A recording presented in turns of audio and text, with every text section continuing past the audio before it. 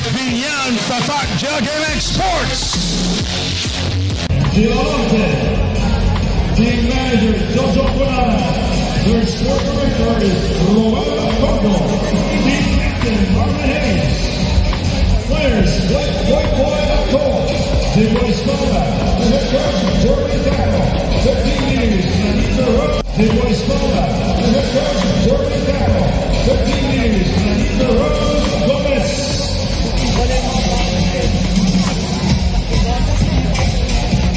Next, Cal Northern Warriors.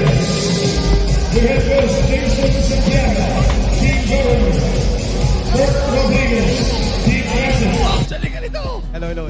Ayan, palakpakan natin si Hello, Coach hello. Mab. Coach Mab, bibigyan na kita ng pagkakataon na bumate at magsalita dito sa Smart Araneta Coliseum. Go!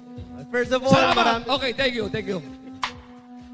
Sige na, ako na rito. Hindi, sige na, ikaw na. And ayan, totoo pa lang, hirap sundan ng performance ni Sir Bamboo. Grabe yung hype, yung energy. Sana nauna na lang tayo, kaya lang. Oo, kanya-kanya na, ano yan eh. Kanya-kanya. Bala ko nang pumasok kanina, pinigil lang ako ni Big Mac. Pero ayun po, before po mag-start, I would like to first thank all of the bosses for trusting us. Siyempre sa promotion side, sa marketing. Maraming salamat po. And I would also would like to take this opportunity to tell you a short story, guys. Very short lang.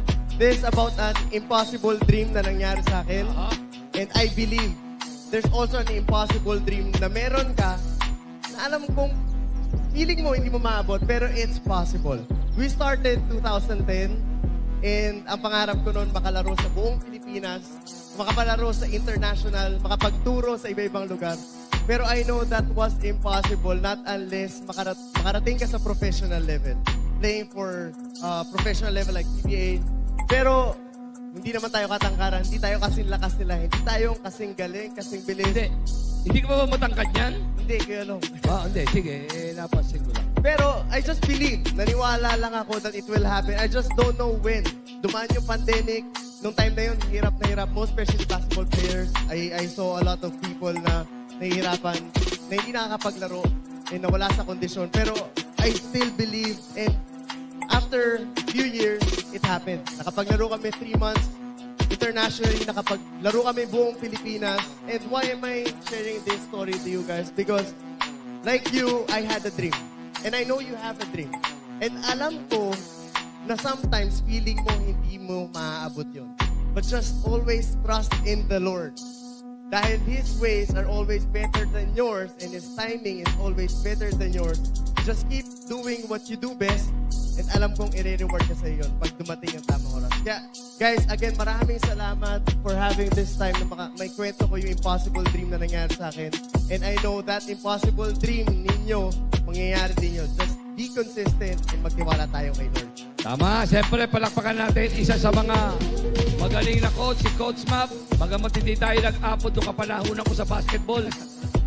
Dahil alam mo naman ako, pagdating ko sa basketball, sa sobrang bilis ko nung araw, yan si Alang Kaidik, medyo ginagahol sa akin yan. Dahil ako, pass break ko, ako pa kumukuha. Alam ng lahat yan. Alam ko yan. Okay, Coach Map, maraming salamat sa iyo. Tara na, win tayo. Meron pa ba? Meron pa pala. Hindi mo sinasabi. Meron pa pala eh. Ayan. May raffle. Salamat. Meron na din tayong Filipinos Super League. Pilipinas Super League. Thank you. At salamat sa mga pagkakataong ganito dahil nabibigyan ng magandang pananaw ang mga manlalarong Pinoy. Lalo-lalo na sa larangan ng basketball. Actually, gano'n nung narinig ko yung goal ng PSL para hindi lang sa mga seniors, pati sa mga juniors and sa mas mga bata, 16 under. I love the mission, kaya alam ko magiging successful to. Kaya agad ko rin sinuportahan. Ayan, at ngayon, siyempre, magkakaroon tayo ng, ayun na, ng raffle. Tama, may raffle tayo. Mamaya, go na. Okay na, okay.